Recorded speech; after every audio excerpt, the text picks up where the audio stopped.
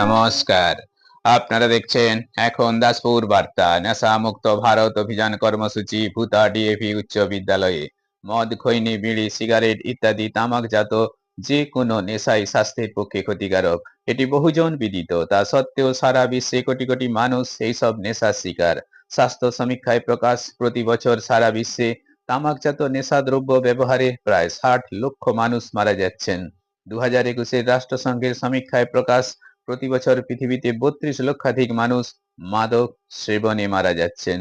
কারণ মাদক নেশাগ্রস্ত মানুষের ফুসফুস, প্রস্টেট, জরায়ু, স্তন, মুখ, খাদ্যনালী, বাকযন্ত্র, লিভার, কোলন, মলদ্বার সহজেই ক্যান্সার আক্রান্ত হয়। এতে সাময়িক শারীরিক উত্তেজনা সৃষ্টি হলেও অচিরেই দুর্বলতা, বন্ধ্যাত্ব ডেকে আনে।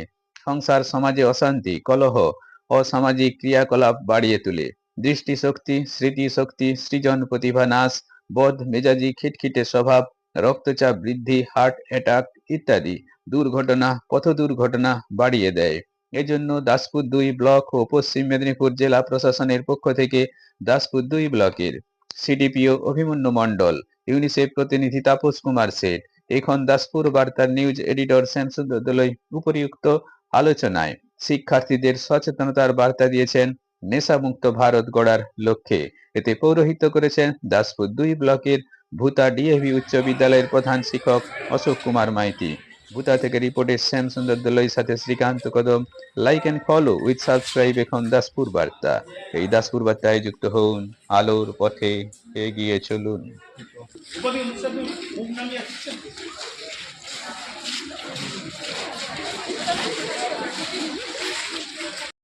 নমস্কার, আমি ভুতা ডিএভি উচ্চ বিদ্যালয়ের প্রধান শিক্ষক শ্রী অশোক কুমার মাইতি। 17/11/2025 আমাদের বিদ্যালয়ে দাসপুর 2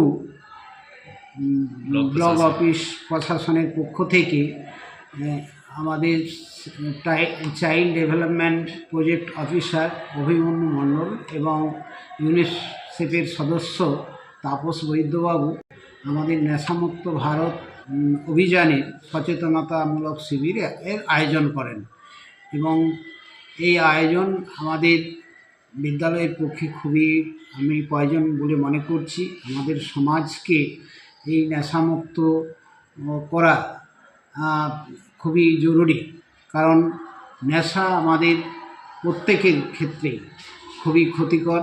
আমরা দেখেছি যে যারা নেশা করে, নেশায় আসক্ত হয়ে পড়ে, তারা যেমন নিজে কখনো কোনো কিছু করে উঠতে পারে না, তেমনিভাবে যারা তার পরিবারও নানাভাবে ওই নেশাগ্রস্ত ব্যক্তির দ্বারা ক্ষতিগ্রস্ত হয়ে পড়ে।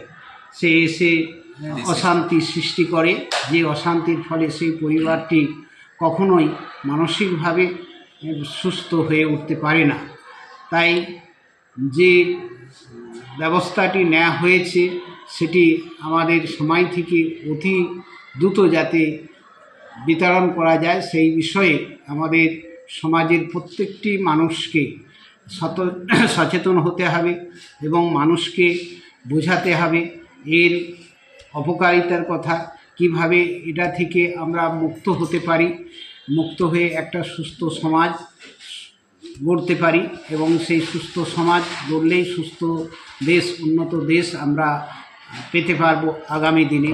তাই এই ধরনের একটি সচেতনামূলক যে অভিযান আমাদের বিদ্যালয়ে হয়েছে সেটি আমরা খুবই আনন্দিত, গর্বিত এবং এটি আরও বিভিন্ন শিক্ষা প্রতিষ্ঠান থেকে বিভিন্ন ক্লাব, সংঘ, পাড়ায় পাড়ায় এই ধরনের আলোচনা করলে নিশ্চয়ই একদিন আমাদের এই নেশামুক্ত ভারতের যে